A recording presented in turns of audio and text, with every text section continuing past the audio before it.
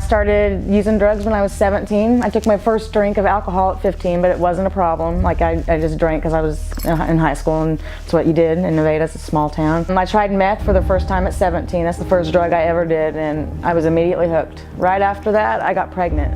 So I stopped using meth, and then her dad went to prison for a very long time. I got with my ex, and we were together about 8 years. We have a daughter, and her name's Kennedy, and he pretty much adopted Kimry, my oldest daughter.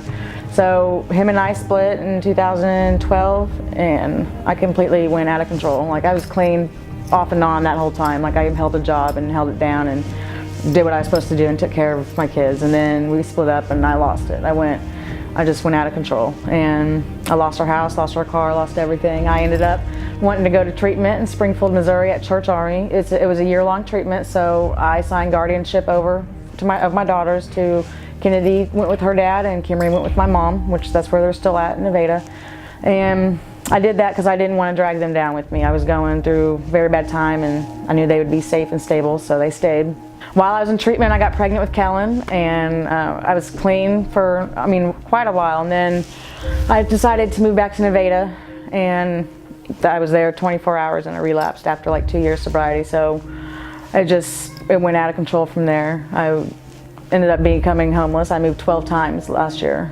My uncle is a graduate of Teen Challenge, and he and my aunt are who I was living with since October of 2016. And then I had the baby, and I was still clean, and then I tried to get high, and I couldn't even succeed at that, so I had a seizure. Kellen, my 2-year-old, found me having a seizure, and that was a very big slap in the face, very big slap in the face. I went to the ER, I was alone in the ER, my pastor came and got me, and I went home to my aunt and uncles, which they wanted me out, so I was having to move again, which was awful. And my uncle told me, or asked me if I would consider going to Teen Challenge, and I said no.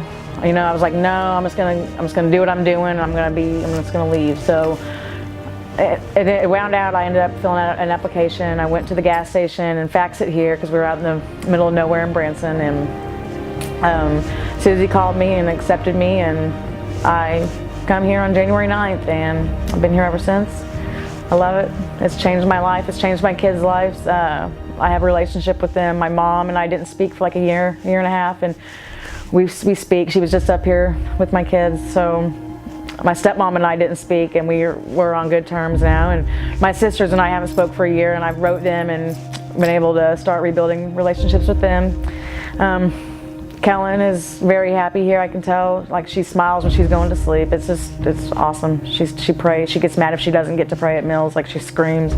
So it's just great. I've always known there was God. I've always known that we didn't just happen to appear on this planet. I've always known there was something higher than me, but I never really realized I could have a relationship with God. Like, I didn't know it went that deep. I didn't know I could talk to him. I didn't know he was there. Like, I just didn't know. And now that I've been here, I wake up every morning and it's just a routine. It's kind of gotten to be a routine, but it's great. It's very peaceful. I'm very humbled to be here, first of all. Like, it's a privilege for me to be here and to get to learn about God and do this every day. It's just changed my life. It's given me a whole new outlook. Like, I'm not depressed like I was. I'm happy. Like, I'm okay with everything I went through. Like, I know it happened, but I'm really okay with it, and it's just awesome, and that's God. That's God's peace.